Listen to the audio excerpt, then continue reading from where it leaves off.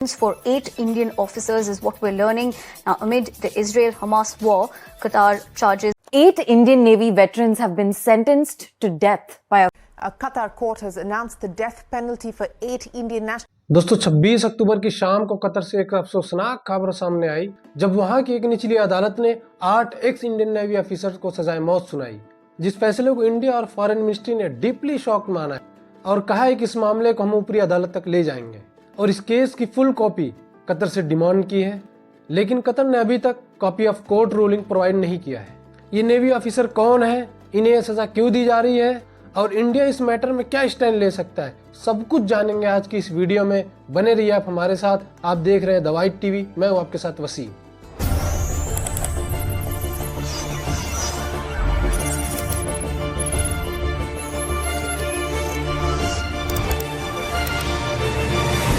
दोस्तों कतर जैसा आज हम देख रहे हैं वैसा पहले नहीं था।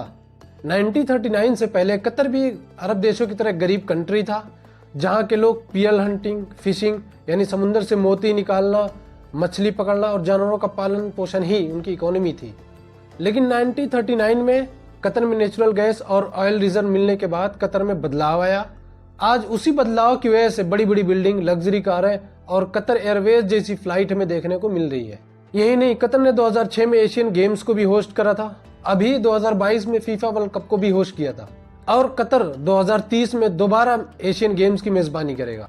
वर्ल्ड बैंक, IMF और यूनाइटेड नेशन जैसी ऑर्गेनाइजेशन का कंपाइल स्टेटमेंट था कि 2017 में UAE, सऊदी अरब के सैंक्शन के बाद भी कतर की इकोनॉमी में हाई लेवल पर ग्रोथ देखा गया था। कतर जापान, चाइना और इंडिया जैसी कंट्रीज को नेचुरल गैस और पेट्रोलियम सप्लाई करता है, जिसकी ओवरऑल वैल्यू $90 बिलियन है। कतर के कानून में शरिया लॉ फॉलो किया जाता है। मर्डर, रेप और जासूसी जैसे इल्जाम में सजाए मौत दी जाती है। इसी लॉ के तहत 8 एक्स इंडियन नेवी ऑफिसर को यह सजा सुनाई गई है। इससे पहले 2003 के बाद 2018 में नेपाली सिटीजन अनिल चौधरी को एक कतरी सिटीजन के मर्डर के चार्ज में सजा सुनाई गई थी। 30 अगस्त 2022 की रात कतर इंटेलिजेंस एजेंसी ने 8 एक्स इंडियन नेवी ऑफिसर को धोखे से गिरफ्तार करके सोलिटरी कन्फाइनमेंट यानी कि तने तना खुफिया जेल में डाल देते हैं। ये नेवी ऑफिसर, जिनका नाम captain Navtej Singh Gill, captain Virendra Kumar Verma, captain Saurabh Vashisht, commander Amit Nagpal, commander Purnendu Tiwari, commander Pakala, commander Sanjeev Gupta और सेलर रागेश है। कमांडर पुण्यदु तिवारी को 2019 में प्रवासी भारतीय सम्मान अवार्ड भी दिया गया था। तिवारी दाहरा ग्लोबल टेक्नोलॉजी के डिफेंस कंसल्टेंसी फर्म के मैनेजिंग डायरेक्टर की पोस्ट पर भी थे। दाहरा ग्लोबल टेक्नोलॉजी एक कतर की कंसल्टेंसी कंपनी है, उसी में ये ऑफिसर काम करते थे। ये company military exercise, defence training और कम्युनिकेशन सिक्योरिटी में सपोर्ट प्रोवाइड कराती है।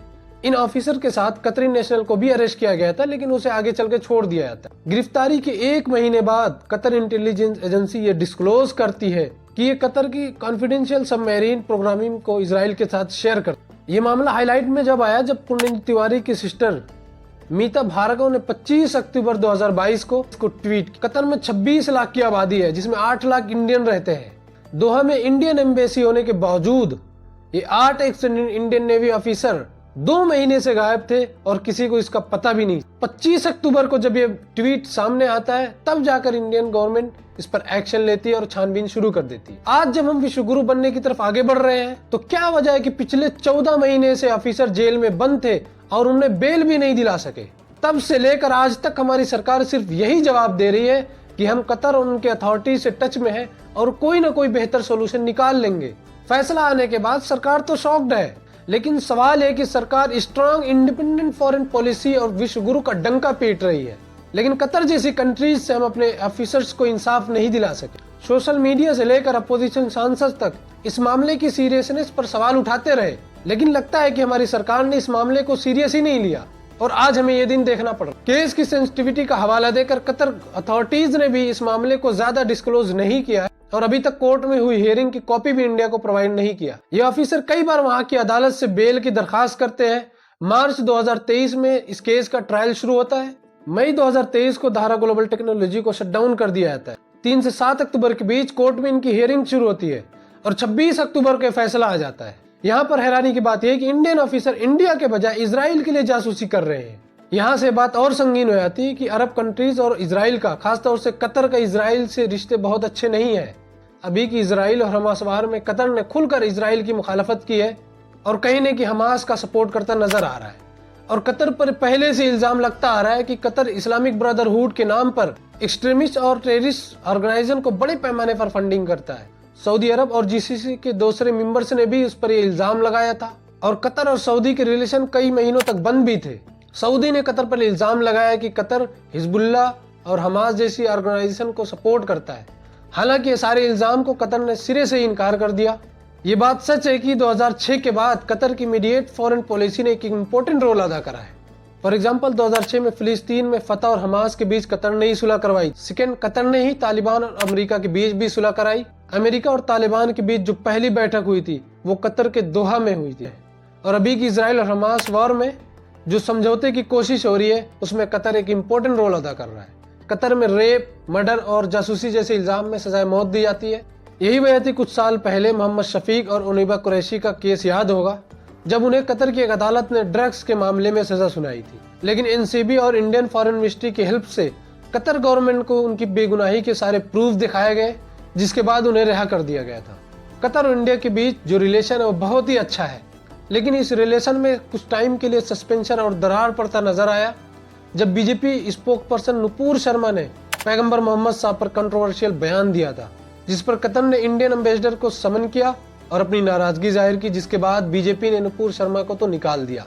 और जब जाकिर नाइक को कतर के फीफा वर्ल्ड कप में शामिल होने की खबर आती है तो इंडिया ने भी इस मामले पर कतर से नाराजगी जाहिर की। तो कतर ने साफ लफ्जों में बोल दिया कि जाकिर नाइक को कोई ऑफिशियली इन्विटेशन नहीं दिया गया है।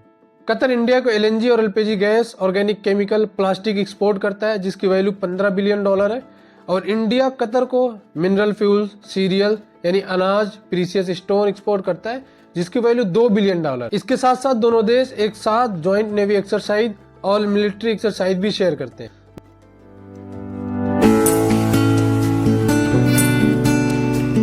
माना जाता है कि कतर ने फैसला हाल के इंडिया का इजराइल को फुल सपोर्ट करने की वजह से लिया है ताकि वो इंडिया पर प्रेशर बना सके। हमास ने जब इजराइल पर अटैक किया था तो प्राइम मिनिस्टर नरेंद्र मोदी ने खुलकर इजराइल का सपोर्ट किया था। बाद में फॉरेन मिनिस्ट्री के स्पोक्स पर्सन ने ये बात जाहिर कर दी कि फलस्तीन को लेकर इंडिया का स्टैंड पुराना ही है।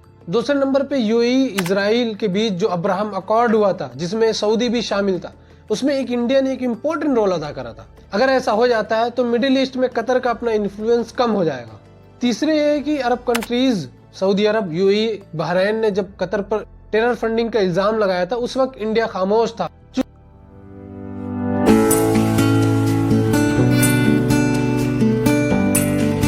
क्योंकि ये फैसला लोअर कोर्ट का है तो इंडिया इस फैसले को हायर कोर्ट में अपील कर सकता है। दूसरे, एक इंटरनेशनल कोर्ट ऑफ जस्टिस को इन्वॉल्व करे, जैसा कि कुलभूषण जाधव के मामले में किया था। जब कुलभूषण को पाकिस्तानी मिलिट्री कोर्ट ने डेथ सेंटेंस दी थी तो ICG, international court of justice, ने उसको रुकवा दिया था। लेकिन आईसीजी उन दो देशों के बीच ज्यादा इंपॉर्टेंट रोल अदा करता है जिनके बीच डिप्लोमेटिक रिलेशन अच्छे ना हो। तीसरा है कि ह्यूमन राइट बॉडीज के थ्रू कतर पर इंटरनेशनल प्रेशर डाले, जो कि बेटर सोल्यूशन नहीं है अभी के वक्त। इंडिया और कतर के बीच बेहतरीन डिप्लोमेटिक रिलेशन होने की वजह से ही बातचीत और डिप्लोमेटिक सॉल्यूशन ही सबसे अच्छा रास्ता। वीडियो अच्छे लगे तो लाइक करें, शेयर करें और सब्सक्राइब करना ना भूलें। Thank you.